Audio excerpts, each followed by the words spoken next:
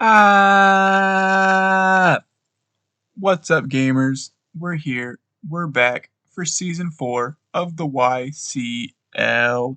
That's right. They actually let us join up again after the last season that we had, and I'm super excited for this league.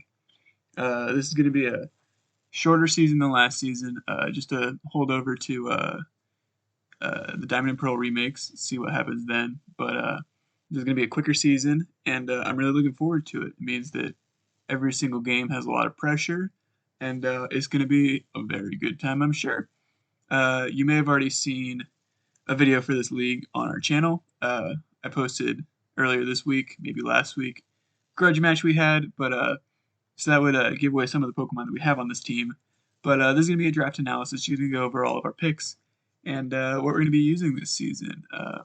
Hopefully, going to be a real fun season. I don't see why it wouldn't be. It's always a good time in the YCL. But I'm really looking forward to this, and hopefully you are too. But as you can see here, our first pick, we actually got the first overall pick, I believe. We took Urshifu Single Strike because, I mean, when you have the first overall pick, I feel like you kind of have to. Felt like I didn't have a choice, but very happy with it. I'm actually using this in the SPC right now as well because I got an early pick in that league too. And I kind of tried. I wanted to go for a very similar team. When you draft an Urshifu, you kind of need to go for support around the Urshifu, try and get as many fairy counters as you can, that type of stuff. But I'm really happy about it. It's just wicked blow the Pokemon. But I also love it just because it does get pivot momentum and U-turn, which is something I really like with the hard-hitting Pokemon like Urshifu. Fighting Dark is just super difficult to switch into if you aren't a Fairy type, and even Fairy types don't like to switch in if it's going for a Poison Jab or an Iron Head. So overall, this thing just hits stupid hard. It can run a Choice Scarf or a Choice Band super easily. Wicked Blow is one of the more spammable moves in the game, and I'm really happy to be using it. It's another busted Pokemon, kind of similar to our Cinderace of last season, where we're going to want to bring it in as much as possible. Click a super strong move. It was Pyro Ball last season. It'll be Wicked Blow this season, but also the ability to U-turn out. Uh, it doesn't have the hazard control of Cinderace, but it has the just raw damage that Cinderace kind of lacks. And it can actually take hits if it's getting hit on the physical side. Its special bulk isn't very good, but it can take a hit or two from the physical side, and it can run bulk up a lot better than Cinderace, in my opinion. Uh, Having the first pick means that we had to wait another uh, 18, 19 picks before our next pick, because this season, we were split into two pools of 10. And so it was a smaller draft pool or draft number of teams in the draft, despite the fact that I think we have more, if not the same number of coaches as last season. So I had to wait quite a while, but we did end up taking Corviknight as our second pick. My goal for this was to get Caesar, because that's what I've been running in the SPC, the Urshifu Caesar Moltres, which I love. I think that's a super good core, but I did want a steel type with recovery. There aren't a ton of those, and Corviknight also gave me the benefit of U-turn, which is something I really wanted on this. So I was really happy with Corbinite. It's a very good fairy switch in, and it can just pivot in and out, which helps with the Urshifu, just getting it on the field easier. I think this complements it really well. It's a nice fairy switch in that won't get chipped down super easily because it does have access to Roost. Uh, it's not very offensive, and I'm not really used to running or drafting high tier defensive Pokemon. It's not something I really do. I guess Celesteela would be the closest thing, but I like to run that thing offensively most of the time, anyways. But I'm really excited to try it out because I do want to see how I do with the defensive top tier Pokemon, because I think it's something that could be really nice for us. I think just taking a hit and U-turning out is really, really helpful for the way of style that I like to play, where you have your heavy hitters that you want to get in as many times as possible, but also are able to pivot out if your opponent is able to bring in something that takes hits very well. And so I'm really, really excited to be using Corviknight. Uh, it was kind of up in the air between this and Skarmory, but just the access to U-turn kind of gave it to me. I am a little bit worried about. I like my walls having access to things like Toxic. Corbinite doesn't have that, so it doesn't really have any way to cause residual damage, which is a bit unfortunate because that's something that I really like to do with my walls, just to help chip down everything. It doesn't get any hazards either, but it is one of the best defoggers in the game, which is nice. because it also means that I can pretty much ensure that hazards don't go up on my side every week if I really want to. Although I also tend to draft teams that aren't super weak to any hazards in particular. But it is nice to have. Our next pick, going along the lines of Pokemon that can switch into fairy types, we went with Nidoqueen. I figured a grounded poison was something that would be really, really helpful. And this is actually something I am using in the SPC with my Urshifu. And I think it's a very good complement because it does get the hazards that my Steel type doesn't get in the Rocks and Toxic Spikes, and it hits really, really hard if it is the Life Orb Sheer Force set. And it has super good coverage, so there's not a whole lot of Pokemon that can switch into Nidoqueen safely with a prediction 2. I went with Nidoqueen over Nidoking because I did want the bulk for the fairy types that Urshifu does want to be switching out against. And I think just poison and ground coverage is really, really nice.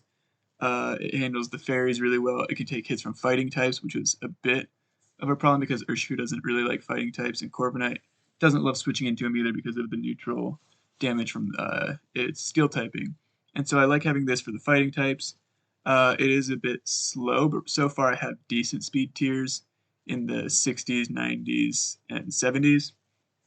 So that's not too big of an issue right now. I do like that I have good hazards and hazard control with 2 of my first 3 picks. I think that's really nice. And there's not too much to say about Nidoqueen. It's something that I think can be run in a variety of different ways. I can go in the SPC, for example, I've run Assault Vest, Life Orb, and like Shookaberry so far, just because it can really do anything. It gets incredible coverage. Nothing really can take a hit if it has the right moves for it.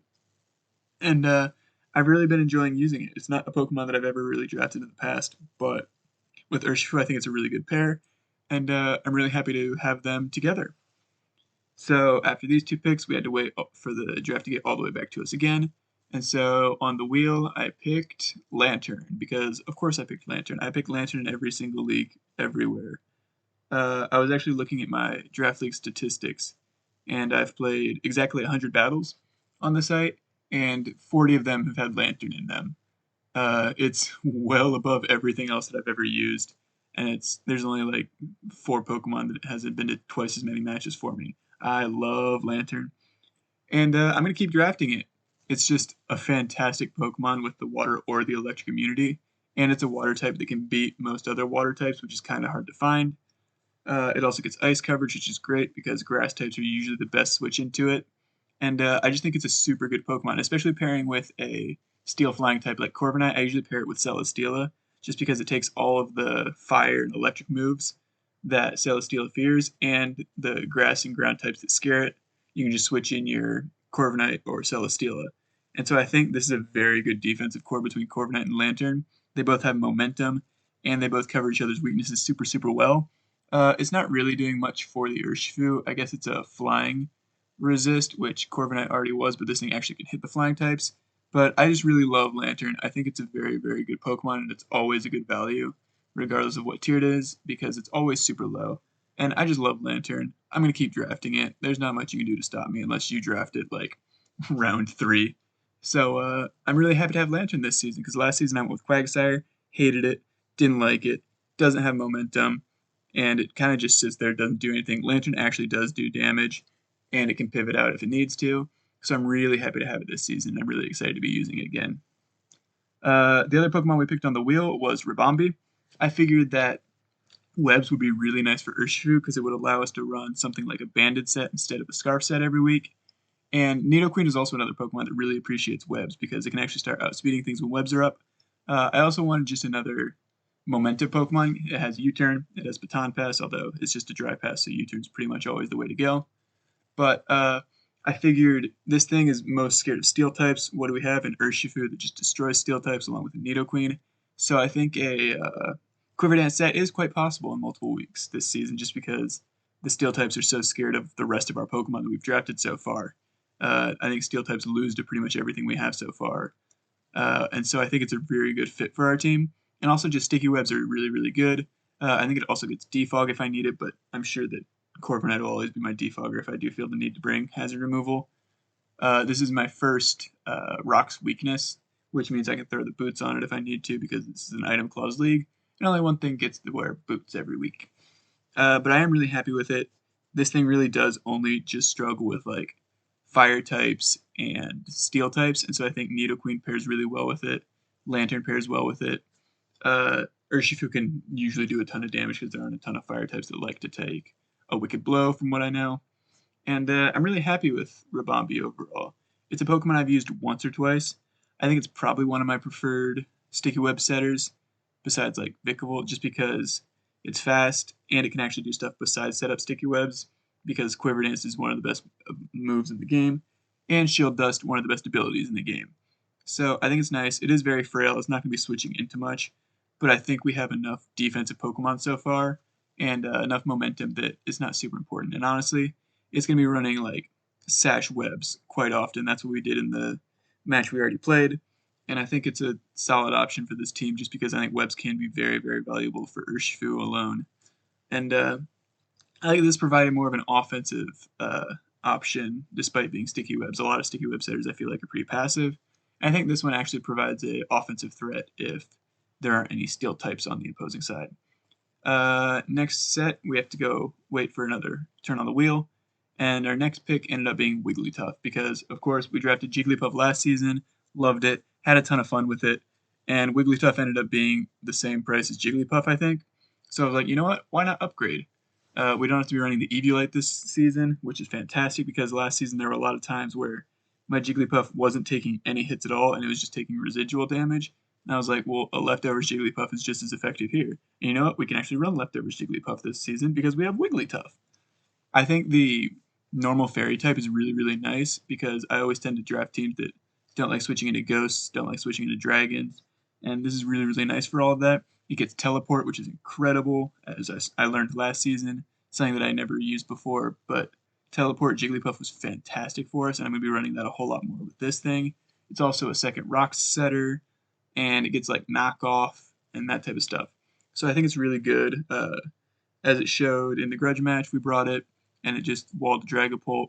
And this thing actually can do some decent damage, unlike Jigglypuff, who was kind of just there to pass wishes and maybe occasionally knock off. Maybe Oko Landorus with Ice Beam, you know, the usual. And so I'm really excited to be using Wigglytuff because I think it's just a pure upgrade over Jigglypuff. I think it does lose a little bit of bulk over Eviolite Jigglypuff, but I think it's worth it in exchange for being able to run an item and just, you know, the overall better stats, especially offensively. I think competitive is actually possible, but also not having to run Friend Guard instead being able to run Frisk, I think is huge for a draft league where information is so valuable. So I'm really happy with Wigglytuff. I was happy to get it here. We did draft back-to-back fairies, but that's just taking fairies off the board for other people that wanted to switch into Urshifu, so I'm not too upset about that. And the other Pokemon we picked up on the wheel was Maractus. This was another super cheap pick. I think Wigglytuff and Maractus were both like bottom tier. And I was just, you know, trying to save up more points for later in the draft because a lot of people have been dropping a lot of points early in the draft. And I was just like, you know what? I think Maractus could be nice. I thought it was a really good value for where it was at. It gives us spikes, which is great. And I kind of was just scared of, you know, like Zygarde, that type of stuff, where you really do need a grass type. I think both Zygardes were drafted. I'm not sure. But, you know, with possibly 4 Zygardes running around in this league, I figured it was a good thing to have. And just Leech Seed is one of my favorite moves to use. Leech Seed Spiky Shield, I think it's very, very nice. And I don't have a real particular reason to draft this. It actually another water immunity, which I think is really nice because I do tend to run Lantern with Volt Absorb. And so it just does mean that I have another immunity on the team in case we do have to face like Dracovish or something like that. Because Lantern can't really handle Dracovish, I can speak from experience because it gets Earthquake. But yeah, this was kind of just a value pick. I figured it was a Pokemon that a lot of people might target at a cheap price, so I decided to pick it relatively early in round 7. And there's not a whole lot to say about this. I haven't used it before, but I think I've drafted it in 2 leagues right now that are both starting up. So hopefully I bring in enough to make it worth it.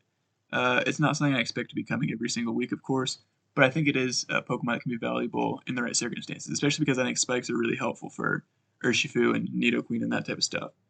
We are lacking a bit of offense at this point, but I think with our momentum and like stuff like Toxic Spikes, I think we can handle that. And with, you know, the huge hitter of Urshifu, I think that's okay for now. So our next pickup, again, we had to wait for the wheel once again. We ended up going with Spectre, and I figured this was the perfect counterpart to Urshifu. It was super cheap for what it is, which is just, you know, ghost spam. And I think it's a classic pairing of Urshifu Spectre in Gen 8 with the Spectre baiting in the normal types, the dark types that Urshifu just destroy. And I think it's a really good pairing. I've only used Spectre in one league, and it was a league that was super casual, and so I would just slap a choice specs on it every single week, which honestly could happen here. I don't know, but I think it's something that is going to be. Uh, I think I need to play it really well this season, just because I do have a lot of defensive Pokemon, and this is one of my few dedicated offensive Pokemon. And so I think a lot of this season is going to come down to Spectre or Urshifu. I think they're both going to need to get a lot of KOs, if I'm being honest, this season. But they're both completely capable of doing it. Either one can just snowball if the proper threats or proper defensive checks are removed, especially Spectre. I also really liked the speed on this thing because, as you can see, my team is really slow. I think Ribambi and Spectre are my only two Pokemon above base 100, with Urshifu at like 97. And so I figured the speed plus the offensive typing was just ideal for this team. And it wasn't a ton of points. It is one of my higher tier Pokemon, of course, but it was only, I think it was in the same tier as like Nidoqueen to give you perspective. So I was really happy with this. Again, I think it just pairs really well with Urshifu. I'm almost always going to be clicking Shadow Ball, Hex, maybe, Swift or Uproar or Mudshot, but I think my plan this season is just to bring it with Scarf or Specs pretty much every single week, maybe Spell Tag if we're running setup. But with Grimnay, it just keeps on boosting its special attack if it's getting KOs, and so as soon as the Ghost Resist are removed, this thing just gets super scary because of its speed mixed with the spammability of something like Shadow Ball. And along with Spectre, we ended up picking up Yuxi, which is just another momentum Pokemon. I really wanted to have good momentum on this team just to get my Urshifu and Spectre in as much as possible. And I think Yuxi is a very good option for that. It's another Stealth Rocker, which is great, gives me more hazard control.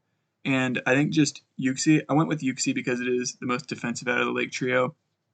And I figured that paired really well with the rest of what we have. It's also another ground immunity along with Corbinite, which is nice. And it gets knockoff as well. And I think this is just a really nice, like, not speed control, but controlling the pace of the game, like a pace control Pokemon, I guess, in that we can get rid of items, we can set up hazards, we can pivot around, and it's going to be taking a couple hits every game. And I think that's really valuable for this team. It's also another fighting resist, which I was kind of worried about. Not that it was the biggest issue, but it's nice to have. And I've never used any of the Lake Spirits before, so I was kind of interested in it. I thought it was a really good value for where it was, and I just wanted to try it out since, it's a shorter season. Might as well mix it up. And I think this thing does have the potential. I also figured, it's always nice to have a Psychic type, so I should probably pick one up at some point. Next up on the board, this is our last set of picks. And we ended up going with Arcanine at the end. I had a good amount of points left over at this point, and I said, you know what, there's still one more type that resists Fairy that I don't have yet, and that's Fire type. And I'm really happy to get Arcanine because it was, going into this, a pretty good check to a lot of Pokemon on my team. And so it's really nice that we have it and other people don't. Intimidate and Flash Fire are both really, really nice for our team. Flash Fire is great because Corbinite really hates those fire moves, along with like Ribambi and Maractus. So having a fire immunity is great. And also Intimidate is just an incredible ability as well. Arcanine also gets Recovery and Teleport in Morning Sun and Teleport, which I think is fantastic. I love that. Just more opportunities for us to get Urshifu and Spectre in. And Arcanine also just can hit really, really hard if you run something like Justified, or even if, you just slap a choice item on it. I think Arcanine is very, very versatile, can do a ton of different things, and I think it was just nice to get a fire type to switch into some of those fairies that can't handle, say, Corviknight or Nidoqueen with like fire moves or something like that. This will be like our mystical fire switching, for example. But I'm really happy with it. We don't have a lot of other Pokemon that need the boots. Ribambi usually can be Sash or something like that anyways, and this is our only other Rock Week Pokemon. So expect boots on this thing most weeks if I'm being honest. But I think it's still a very valuable member, and it's a really nice late round pickup, I believe. And our last pick that we had, Basculin. I wanted just another really strong offensive breaker, and at like 60 points, this was super cheap. And this thing hits stupid hard with adaptability. I really wanted to use this for a while. It is our third Pokemon in like the 95 to 98 speed range, which is kind of unfortunate, but with webs, all of those are super fast, which is nice. And it gives things like Flip Turn, Liquidation, Aqua Jet. So again, more momentum, more offensive presence. I think I'm going to be using this similar to Urshifu, where our defensive Pokemon are going to try and pivot out and let this thing just hit super hard if our opponent doesn't have a good water immunity or water resist. And no one will be expecting Basculin. You know, people have to prep for the Urshifu. People have to prep for the Spectre. People aren't going to be prepping for the Basculin. And adaptability liquidations are going to hurt. Or just adaptability flip turns. This thing will probably be slapping a choice item on it as well most of the time, just because it's going to be clicking a water move every time. I know it, you know it. That's just how this Pokemon works. And I'm really happy with it. Overall, I really like our team. It's not a very similar team to anything I've really drafted before besides the Lantern, because that's on every team that I draft. But I think the momentum on this team is going to be ridiculous. We've got Urshifu, Corbinite, Lantern, Ribambi, Wigglytuff, Yuxi, Arcanine, and Basculin. So that's 8 of our 11 Pokemon have momentum moves. And so I think it's going to be really hard to pin this team down. And we'll be able to just switch in between our defensive and offensive mons super easily. And I think that's going to be the strength this season. Kind of how part of my team was working last season with the Cinderace, Coco, Jigglypuff. All just, swapping in between them and not being able to hit my offensive Pokemon. I think this team's going to try and do the exact same thing. And it looks like something that could be really fun to do if it ends up working. And I'm really, really looking forward to the season. I'm looking forward to this team. And I hope you guys are too. I'll see you for week 1 next Saturday. And we're going up against Pokebaldi, Rory, and the Dundee Darmanitans, who we battled last season. He was the Dundee Dittos back then, but as you saw last season, he had that Darmanitan and he liked it so much, he said, you know what, I'm going to change my name to honor it. And I'm really looking forward to it because he's a great coach. We had a great battle last season, and I expect nothing but greatness again this season. But I think that's all I got for you. Thanks for stopping by. Thanks for listening to my team analysis. And hopefully we got lots more games this season. But I'll leave you there. Toodaloo.